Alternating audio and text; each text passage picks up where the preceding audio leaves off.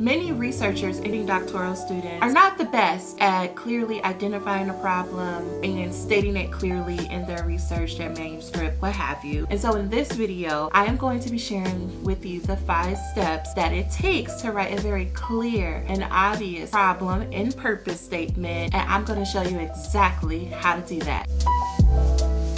Okay, so when I am reading through your manuscript, your article, your dissertation, your whatever, I should clearly be able to pick out topic, the who, so the population, who are the people, how the topic and the people connect, why it's such an issue, why we need to address it now, and kind of what's your philosophy or take on it. So that leads me to step 1. Number 1, what is your topic, right? And I know. You do not like this question. I'm sure you are tired of people telling you or asking you, what is your topic about? Or what is your dissertation about? Or what is whatever, right? And it's just me and you. It's just me and you. I'm really sincerely asking you, what is your topic? What is your dissertation, right? And usually when I ask people this question, they will tell me the people they're studying. And while that is a very critical part, it does not clearly articulate as to why you're doing the research that you're doing. So a topic and a population together is getting us closer. So let's just say we're going to be talking about study abroad experiences of first generation undergraduate college students, right? So that's a huge umbrella. There's a number of ways we can go with that. We're starting to narrow it down. Step 2, we have our who, we have our what. Now, what's the big deal? What's the obstacles? Why do we care, so to speak? So we have first-gen undergrad students, we have study abroad, and maybe you're interested in why not as many of the college students who decide to study abroad would identify as first-gen undergraduate students. And you might be thinking to yourself, why is that? Now things are getting great because now we have the 3 major components, right? We have the what, the who, and the why. Okay, that brings us to number 3. What has been done before? Because let me tell you, friend, you are not the first one to think of this problem or this issue. However, you will need to find a unique spin or lens, if you will, to view this problem through. But that first starts with, what did people do before you? You gotta respect your history. You gotta know, and that's why people tell you to start off with reading. So what's been done before, right? Maybe people have visited classroom, maybe people have put in some information in orientation packets, right? Like try to get them as they come through the door. Maybe there are flyers around campus, and you have to ask yourself, okay, if these are the things that are happening now, why are they not working, or why are they not as effective for this population? What we know about first-gen undergrad students is that they may not have the luxuries or the capacities to be as aware of everything, every educational opportunity that is offered around campus, because they're just like, girl, I'm just here trying to pay for college. You know how expensive college is. Nobody got time to go visit no other country just for the sake of visiting it. So now we're getting we're getting into the weeds of the problem here, and it's becoming very clearer to me as a reader and to whomever else as a reader as to why you are doing this research.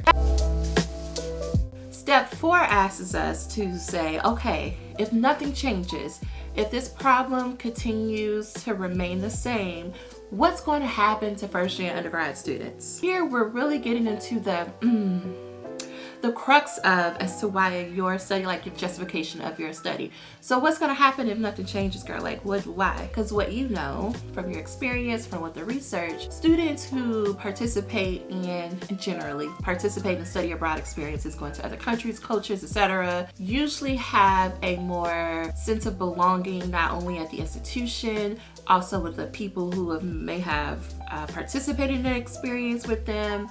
They also have a more well-rounded view globally, right? They may be introduced to different ways or opportunities that they may have otherwise never knew could exist as they think about their vocational goals, right?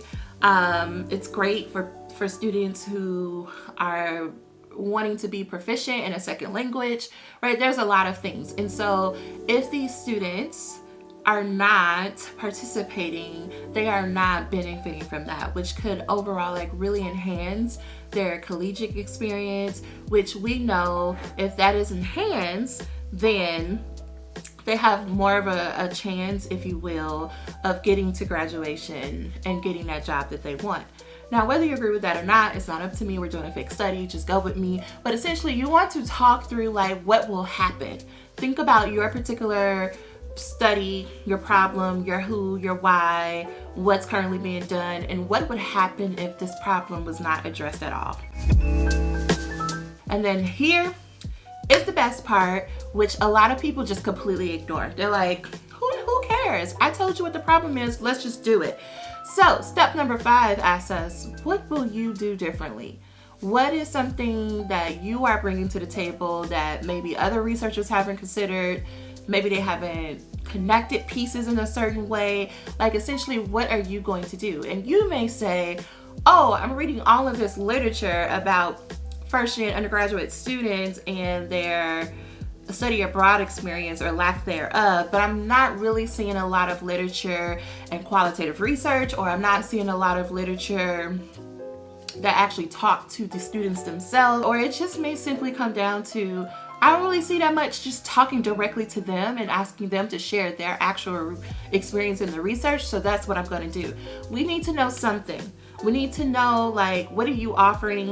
Is there an intervention that you're offering? Do you have a different approach through your experiences maybe? Let us know.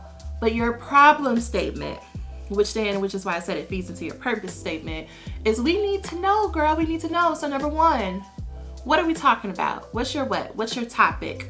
Right? Then we need to know who are we centering in this topic? Then we want to know what's the connection between the who and the what, and like essentially what's the obstacle, what's the challenges, why is it a problem, right? Then you want to let us know like what is being currently done to address this, right? What the people trying to do, what the girls been doing, oh, why is it not working? And then you want to wrap this up in a bow and then tell us, what do you propose? What are you going to do differently? And so then that leads us into then the purpose of your study is to what? Therefore, in this study, the purpose of this study is to explore the experiences of first-year undergrad students who have attended a study or participated in a study abroad experience. We want to know what their experience was, and we want to know what strategies they used to be able to participate in this experience. You see, I told you what the problem was and I told you what the purpose was. That's how simple it is. Let me know down below if you have any questions. Be happy to answer them. And if I gave you any value, go hit that like button. And I will talk to you next week.